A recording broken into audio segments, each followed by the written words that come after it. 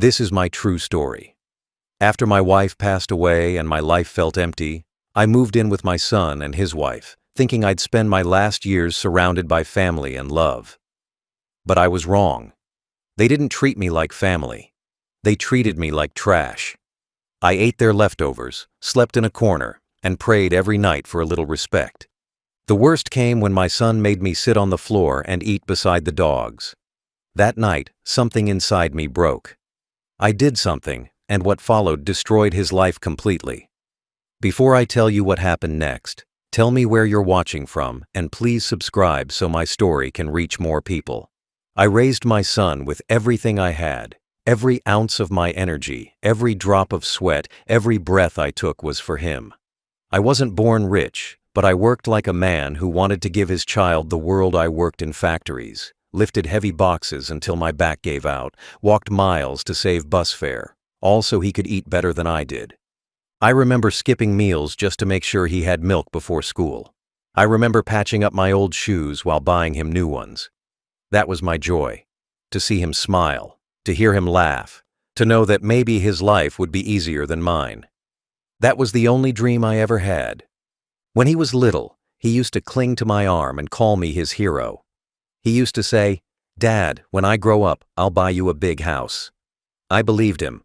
I thought all the pain and struggle would be worth it in the end. But time has a cruel way of showing you who people really are. The same boy who once kissed my hand when he wanted candy grew into a man who couldn't stand the sight of me sitting at his table. Somewhere between growing up and growing cold, he forgot who I was, the man who sacrificed everything for him. It started small, like most heartbreaks do. He stopped talking to me much. He'd come home, eat, and go straight to his room.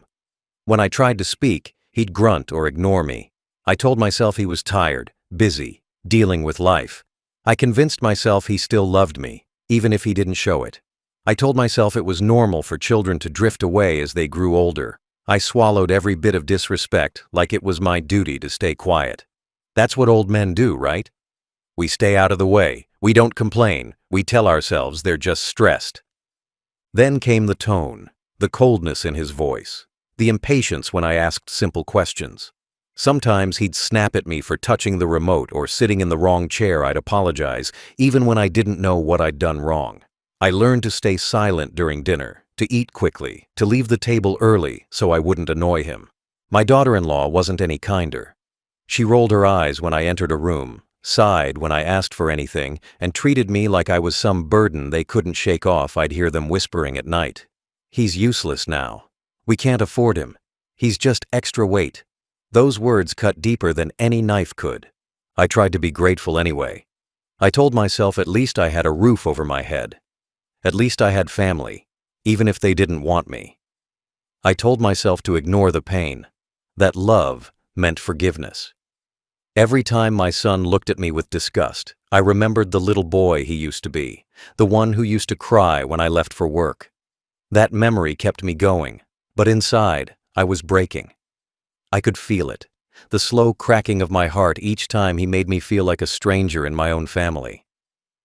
There were days when they forgot to cook for me. I'd find cold rice in the pot or scraps left on a plate. I ate them without complaint. I told myself it didn't matter. But it did. It mattered, because every bite reminded me that I wasn't loved anymore. I was tolerated. I was something they put up with until I was gone. I'd sit outside sometimes, with the dogs lying near me, because they were the only ones who didn't make me feel unwanted. They wagged their tails when I came out. They waited for me to feed them. They showed more affection than my own flesh and blood. That's how low I had fallen, finding comfort in the company of animals because humans had turned their backs on me. I started talking less. I smiled less. I moved slower, quieter, smaller. Like maybe if I made myself invisible, they'd stop resenting me. I told myself silence was survival. But silence was also killing me. Every day I stayed quiet, a piece of me disappeared. I had no friends, no one to talk to, no one to see the truth. From the outside, I probably looked fine, an old man living with family. But behind those closed doors, I was living a nightmare that no one could see. Still, I stayed.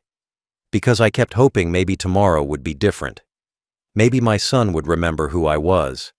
Maybe he'd look at me with love again. But tomorrow never came. The cruelty only grew. The love I gave became the weapon they used against me. And before I knew it, my home wasn't a home anymore. It was a cage, and I was the prisoner who built it himself. The cruelty didn't come all at once. It came slowly, like a poison you don't taste until it's too late. At first, it was just his words. Sharp, cutting, careless. He'd call me useless when I forgot small things. He'd sigh loudly when I walked too slowly. "You're old," he'd say. "You can't do anything right." I'd stand there in silence, pretending it didn't hurt. But it did. Every word left a mark that nobody could see. I'd sit in my room at night, staring at the wall, trying to remember when my son's voice stopped sounding like love and started sounding like hate. Then came the shouting. It became normal for him to raise his voice, even over nothing. If I dropped a cup, if I turned the wrong light on, if I forgot to close a door, he'd explode. I used to flinch at the sound of his footsteps. My body reacted before my mind did. My hands would start shaking every time I heard him coming.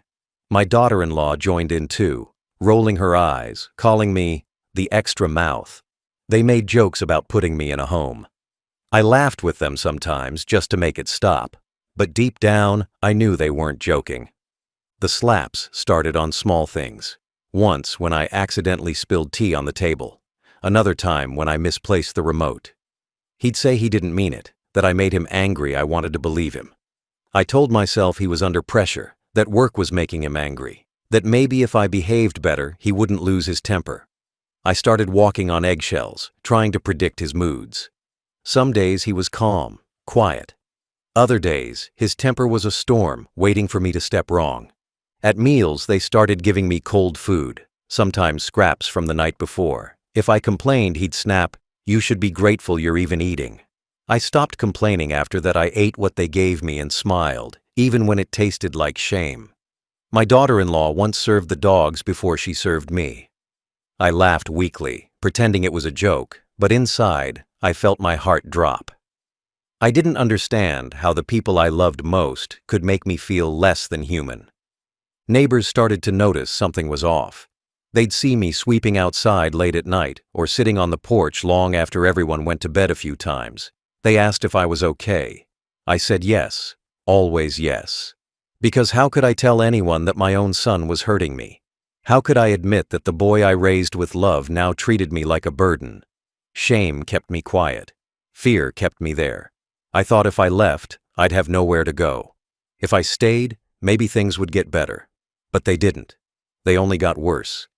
The first time he shoved me, it was because I forgot to turn off the light in the kitchen. My back hit the wall, and for a moment, everything went blurry. He didn't apologize. He just glared at me and went to bed. The next morning, he acted like nothing happened. I stood there, holding my ribs, pretending I was fine. But inside, I was breaking. I didn't recognize my life anymore. The house I had helped pay for, the walls I had painted, had turned into a place I feared. After that, the bruises became part of me. I learned to hide them under long sleeves. When people came over, I smiled and stayed quiet. My daughter-in-law warned me once not to embarrass the family. I nodded, swallowing the anger, swallowing the pain. Nights were the worst. They'd argue in their room, and I'd sit in mine, listening, praying they wouldn't turn that anger on me again. The sound of their laughter in the next room hurt more than the beatings, because it reminded me that they were fine, while I was not. I stopped looking in mirrors. I didn't want to see the tired man staring back. The man who had raised a son that no longer saw him as a father. I felt invisible in my own home, like a ghost walking among the living. I cooked, cleaned, kept quiet, and waited for a kindness that never came. Every day started and ended the same, in silence, in fear, in shame. But even then, even through the bruises and insults, I still tried to see my son as the boy I once held in my arms. I still hoped that one day, he'd look at me and remember Remember the man who carried him to bed when he was sick. Remember the man who skipped meals so he could eat. Remember that I was his father, not his servant, not his burden. But love alone can't change cruelty. I didn't know it then, but the worst was yet to come. That night is burned into my memory like a scar that will never fade. It was a cold evening. I remember because my hands were shaking from more than just fear. The kind of shaking that comes from an old man's bones meeting cold air and colder hearts. Dinner was late, as usual. I sat quietly in the corner, waiting, because I had learned that asking, "When are we eating?" only brought anger. When the food was finally ready, they sat at the table and ate without me. My son, his wife, and their children. I sat there listening to their laughter, their plates clinking, the smell of the food filling the room while I waited for someone to say my name. No one did. When they finished, my daughter-in-law pushed the plates away with leftovers still on them, half-eaten chicken, cold rice, and bits of bread. My son looked at me and said, "You can eat now." I stood up slowly, but before I could reach the table, he kicked one of the plates off onto the floor. The sound of it shattering made everyone go quiet for a second. Then he said it, words I'll never forget. "Eat it from there, or give it to the dogs." His wife laughed. His kids didn't say a word. I froze. I wanted to think he was joking, but his face was cold, hard, cruel. I felt my throat tighten. I stood there for a few seconds, my mind refusing to believe what I'd heard.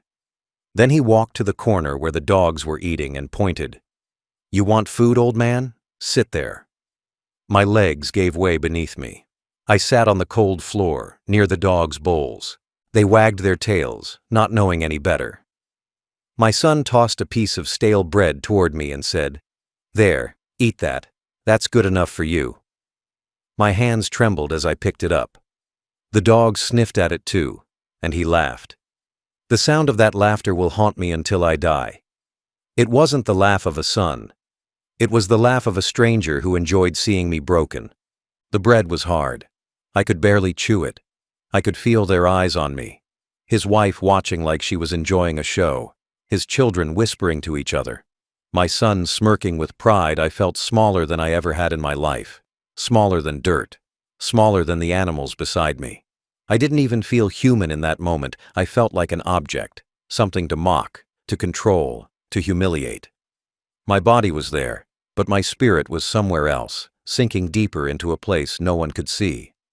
When I finally looked up, his wife had taken out her phone. She was recording it. My humiliation, captured like it was entertainment. My son laughed again, loud and sharp, then said, "See, Dad, the dogs like you. You fit right in." I wanted to speak. I wanted to tell him to stop, but my voice wouldn't come out. I could only sit there, tears mixing with crumbs on my face as the dogs licked the floor near me. That image, me, a father, a man who once worked 3 jobs to feed this family, now sitting beside animals, eating their scraps, that image is burned inside me. After they left the room, I stayed there for a long time. I didn't move. I didn't cry. I just sat still, staring at the wall.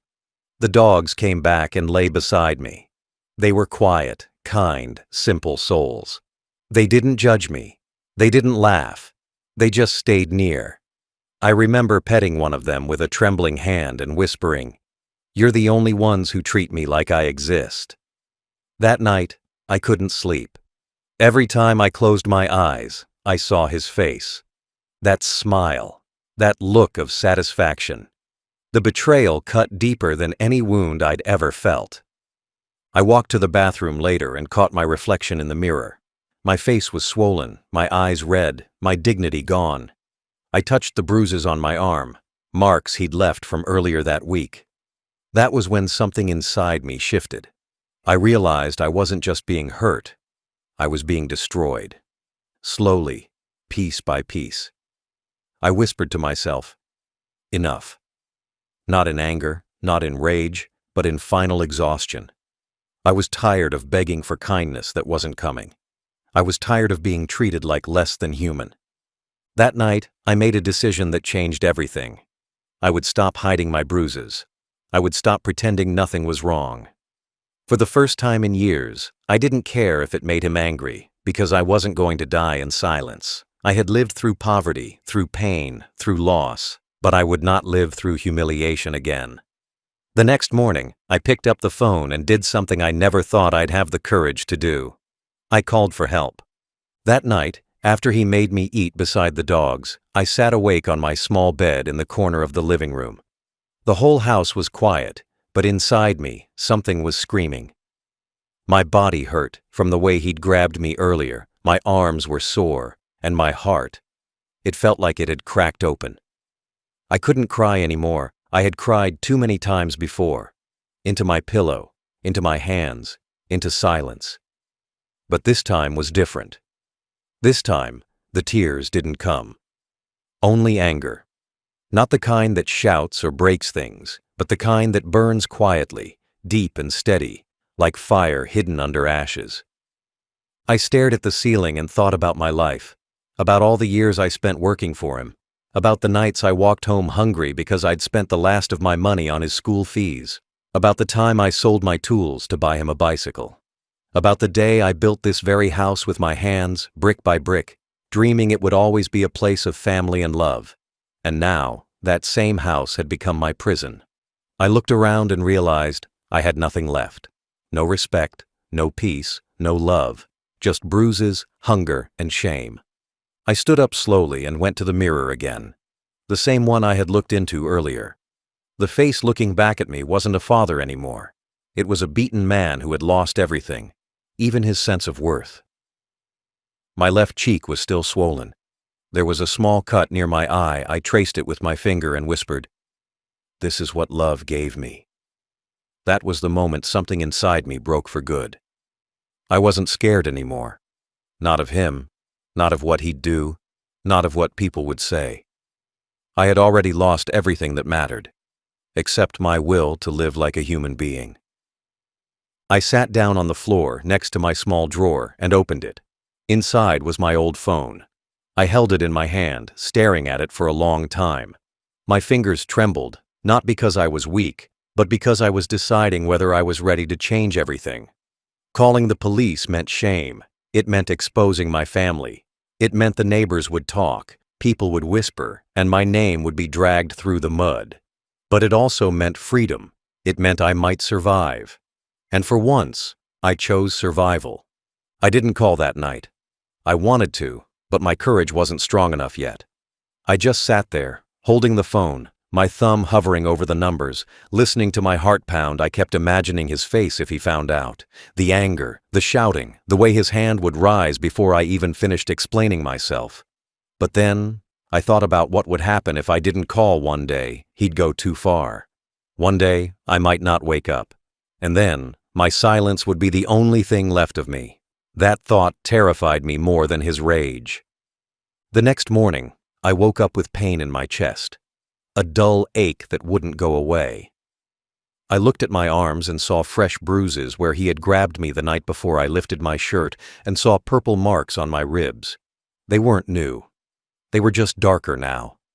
That was when I realized how many times I'd told myself, "It's not that bad." But it was worse than I had ever allowed myself to admit. I made tea that morning like nothing was wrong. My daughter-in-law didn't look at me. My son didn't say a word. They left for work, and I was alone. That's when I went to the mirror again, one last time, and told myself, no more. I picked up the phone with both hands, took a deep breath, and dialed 3 numbers. 911. I didn't hang up this time. As I waited, my heart pounded so hard I could hear it echo in my ears. The operator answered, and my voice shook, but I spoke anyway. I said my name, I said my age, and then I said the words I never thought I'd have the courage to say, "I want to report my son for abuse." Saying those words didn't feel like betrayal. It felt like breathing after drowning. I could feel my chest open up, my lungs fill with air for the first time in years. I wasn't just calling for help, I was calling for my life back. I hung up the phone and sat down. My hands were still trembling, but this time, it wasn't from fear. It was from release. I didn't know what would happen next, But I knew one thing. I would never let him make me crawl again. My silence had fed his cruelty long enough.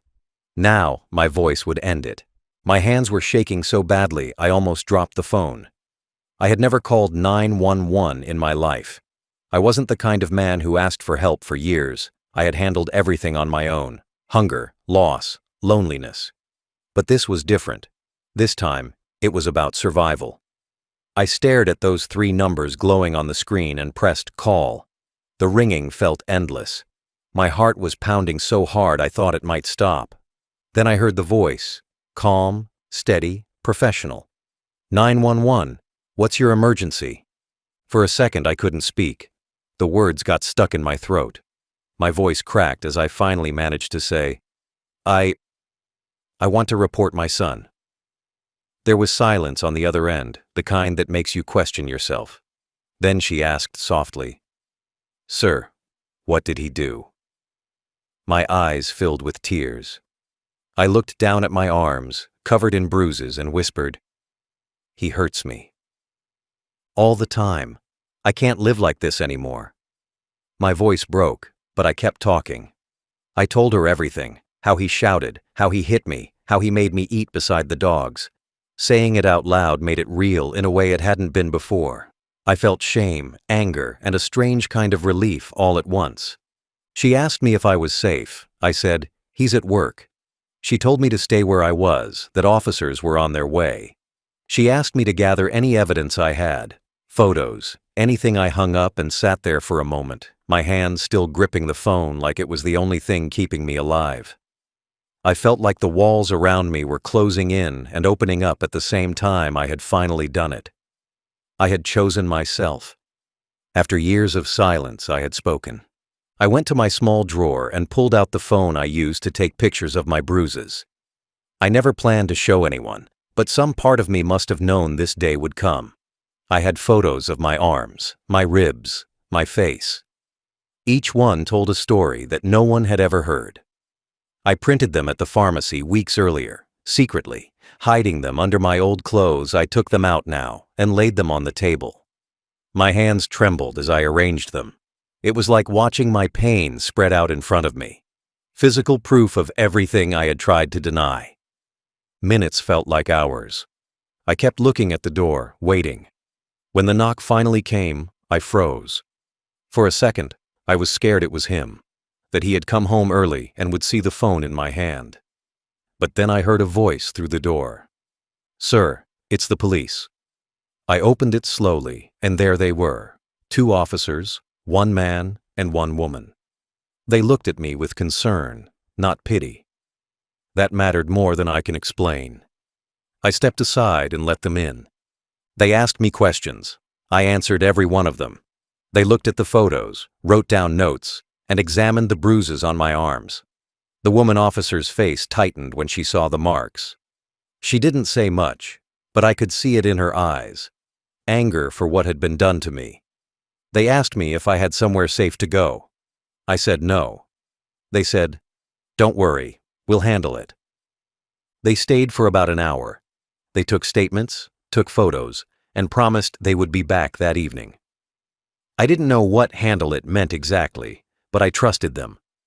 For the first time in a long time, I felt like someone believed me. Someone saw me. When they left, I sat there alone again, but this time the silence felt different. It wasn't heavy. It was calm. It was the sound of a man who had finally spoken after years of being silenced. That evening, when my son came home, I sat in the same spot, waiting. My heart was racing, but I didn't look away when he walked in. He didn't know what was coming. He walked past me like always, mumbling something under his breath. 10 minutes later, the police car pulled up. The knock on the door came again, louder this time. He opened it, confused, still in his work clothes. The officers stepped in. "Are you Mr.?" one of them asked. He nodded, and within seconds, the tone changed. They told him he was under arrest for elder abuse. He turned toward me, his eyes wide. "What did you do?" he shouted.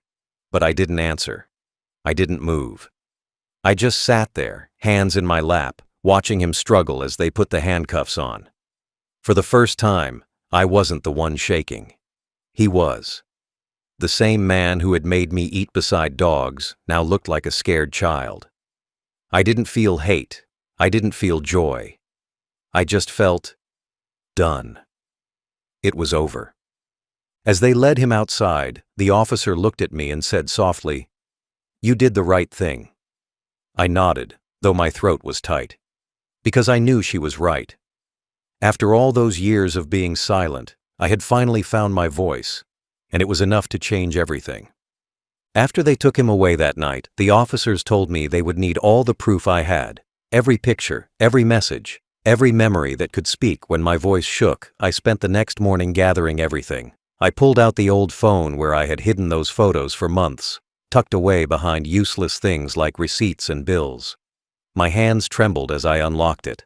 The screen was cracked, the battery weak, but it still worked. Inside were pictures of bruises. My arms, my shoulders, my ribs.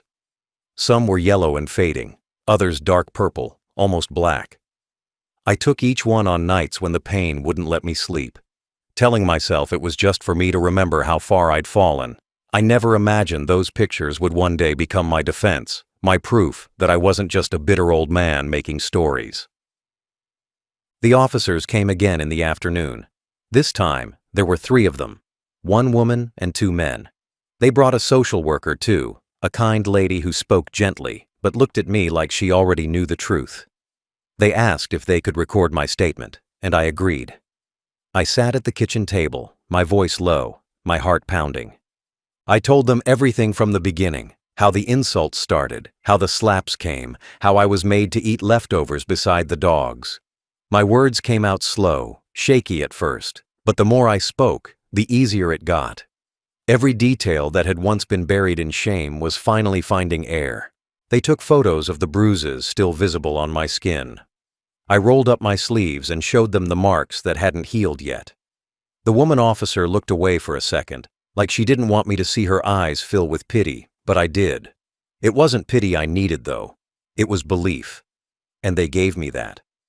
For the first time, someone was listening to me without doubt, without judgment. They weren't asking why I stayed or if I provoked him. They just let me speak. That alone felt like medicine. The social worker asked if I had anyone else, another family member, a friend, a place I could go. I said no. My voice cracked when I said it, because it was true. I had no one. Everyone I had built my life around was gone or had turned away. My son was my last piece of family, and now even that was gone. She nodded, said she understood, and told me they would help arrange a safe place for me to stay. But I didn't want to leave yet. Not until justice had begun. I wanted to face what had been hidden for too long. They asked about the neighbors. I told them about the nights they might have heard shouting, about how I sometimes swept the porch late just to stay out of the house. Later, they went around asking questions, and the truth started spilling out. One neighbor said they often heard yelling. Another said they saw me sitting outside with bruises, but didn't know what to say. One woman told them she once heard my son shouting, "You should be grateful I let you stay here." Piece by piece, everything came together. The silence that had trapped me for so long began to crumble. When they left that evening, they said they had enough evidence to move forward. They said it might take time, but the truth was clear. Now I stood by the door after they left and looked around the house. It felt strange, empty, quiet, but not the same kind of quiet as before. This time, the quiet wasn't filled with fear. It was filled with space.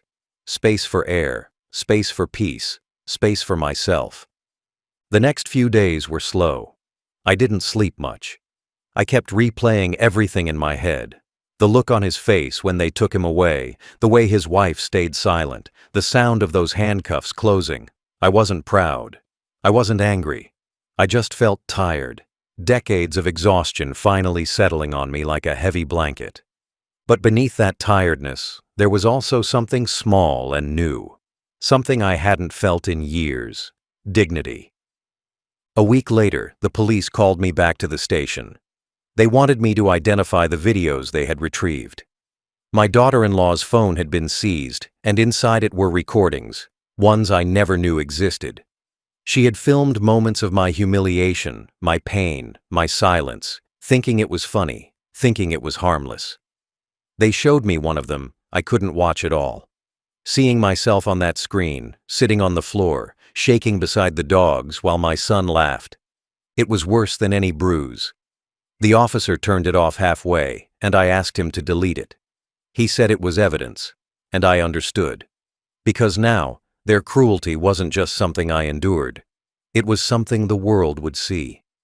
That night, I lay in my bed and whispered to myself, "It's over now." For the first time in years, I believed it. The bruises would fade, but the proof, the truth, would stay.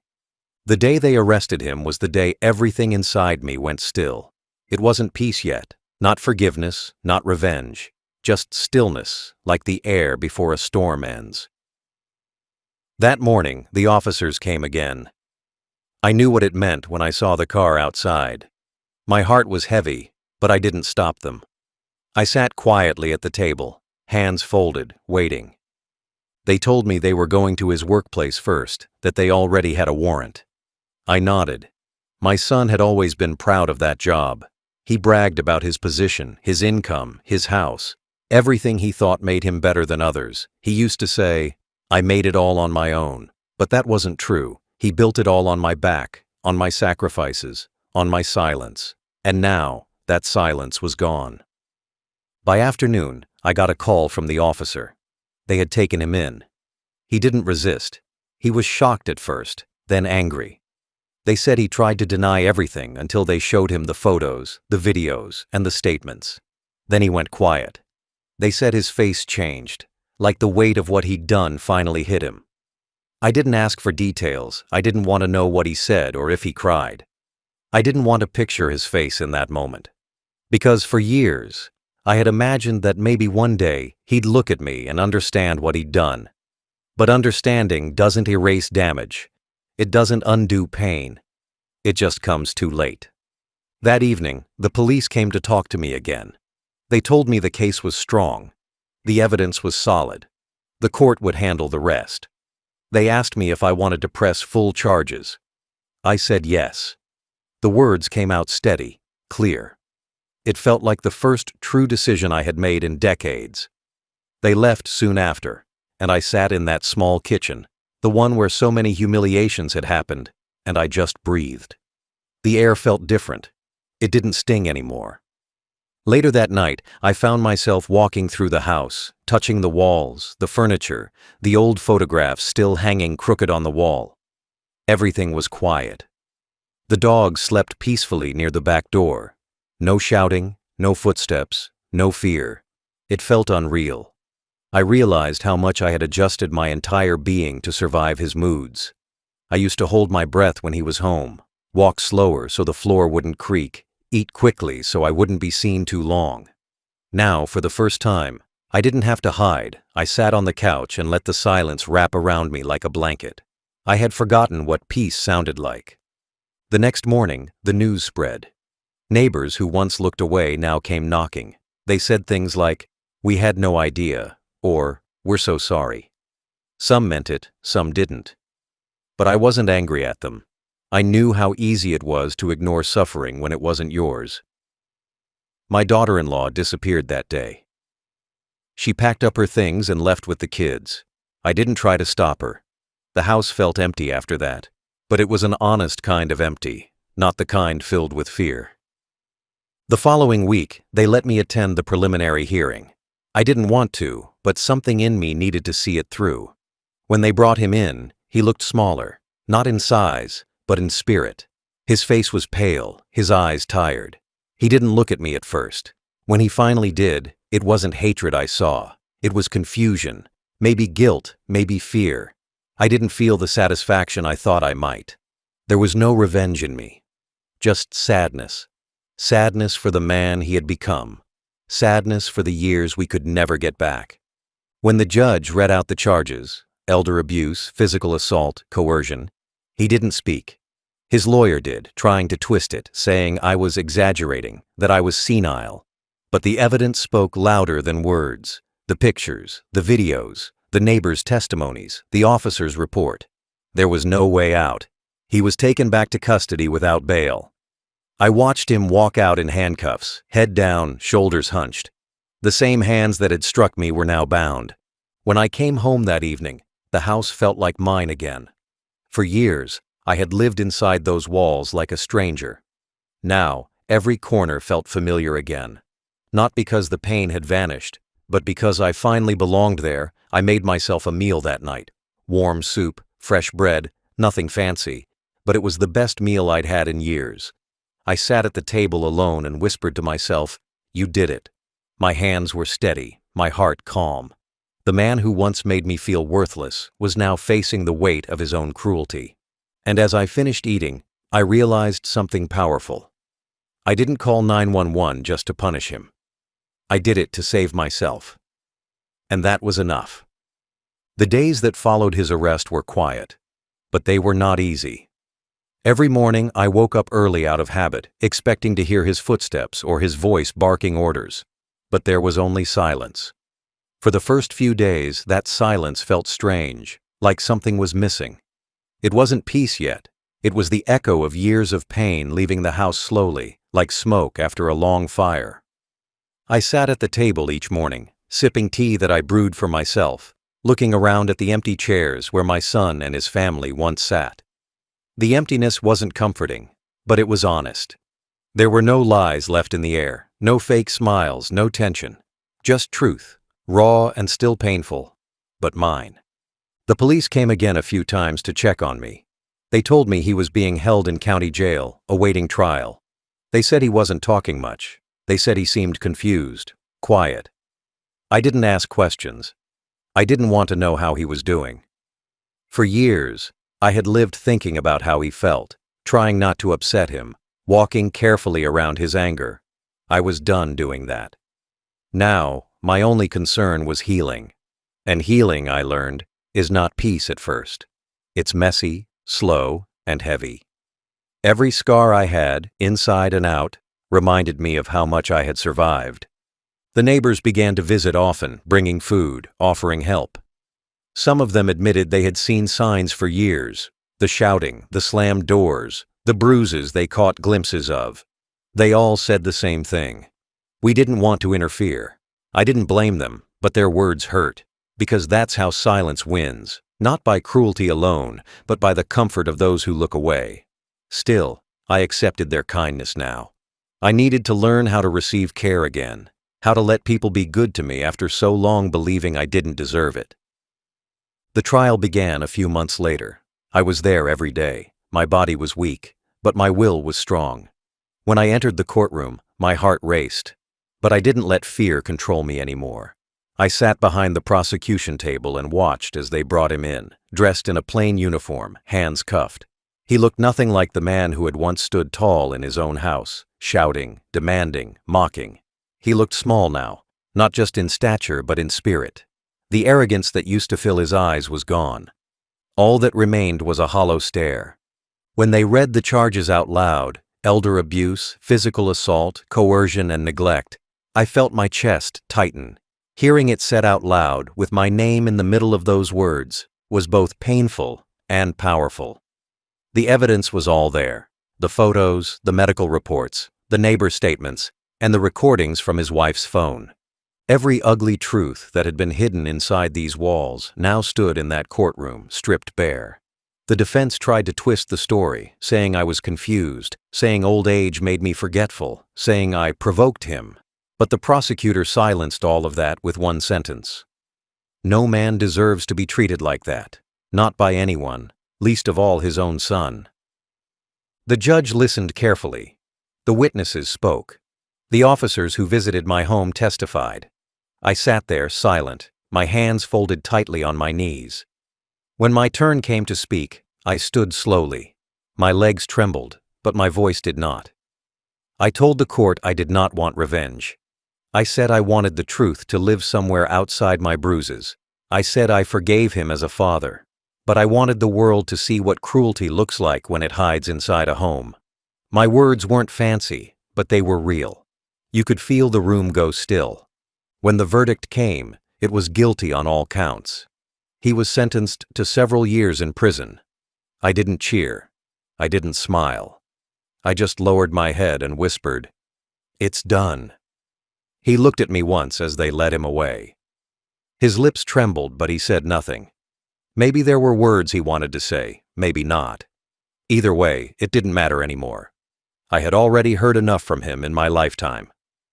That night, when I came home, I sat by the window and watched the streetlights flicker on. The house was quiet again, but this time, it was the kind of quiet that didn't hurt. I could breathe without fear. I could sleep without nightmares.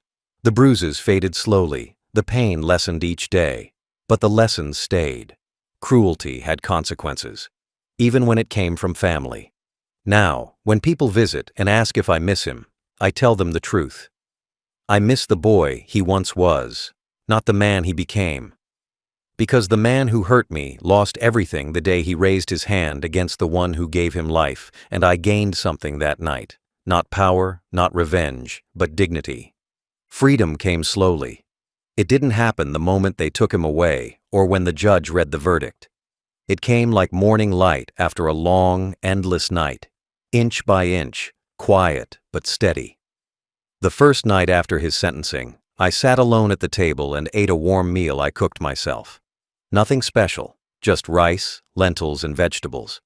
But it tasted different. Not because it was good, but because it was mine. I didn't have to eat quickly. I didn't have to listen for footsteps. I didn't have to hide my hunger. I ate in peace, and that peace felt heavier than any meal I'd ever had. For years, I had forgotten what it was like to breathe without fear. Every sound in the house used to make my body flinch. The sound of the front door opening, the heavy footsteps down the hallway, the sharp slam of a cupboard, all those noises had trained me to live on edge. But now, the silence wasn't a threat anymore. It was comfort. I could sit in my chair by the window, sip my tea, and not wait for someone to shout my name. I could walk freely into the kitchen, turn on the light, and not be told I was wasting electricity. It's strange how peace feels unfamiliar when you've lived too long without it. I started waking up earlier, before sunrise. I'd sit outside with the dogs, the same ones who had once shared scraps with me on the floor. They'd sit beside me quietly, heads resting on my knee. I'd stroke their fur and whisper to them like they were my old friends. In some ways, they were. They had seen my tears, heard my pain, and stayed by my side when no one else did. Now, when I fed them, it wasn't out of shame or pity. It was love, the kind that expected nothing back. The house began to feel alive again, slowly. I cleaned it, fixed the broken hinges, threw out the old torn curtains. Every time I repaired something, it felt like I was mending a piece of myself. The walls that once echoed with shouting were now filled with silence, but that silence was healing, not empty. I played music sometimes, soft and old, songs from when my wife was alive. I'd close my eyes and imagine her there, smiling, telling me that I did the right thing. That thought kept me going. Freedom wasn't only about being alone, it was about being free from fear, guilt, and humiliation. I stopped apologizing for existing. I stopped asking permission to breathe. For the first time in years, I didn't have to look down when I walked. I didn't have to make myself small. I could take up space, even in my own home. That realization hit me one morning when I caught my reflection in the window. I was standing tall again, my back straight. My eyes not full of shame. I looked like myself. The man I used to be before fear turned me into a shadow. People in the neighborhood began treating me differently too. Some brought meals, others invited me for tea. One of the younger men from down the street offered to help me repaint the front porch. For years, I had been invisible, and now people saw me. I didn't need their sympathy, just their acknowledgement that I was still here, still human. It felt strange, but good. The police checked in every few weeks to make sure I was doing fine. They said I could apply for victim assistance, maybe even move somewhere new if I wanted, but I didn't want to leave. This house had seen my worst days, but it also held my strength. I built it with my hands, filled it with love, lost that love, and now, piece by piece, I was rebuilding it again. I wanted to live there, not as a victim, but as the man who survived. Sometimes at night I'd think of him, my son, sitting in that cold cell. I didn't imagine him suffering.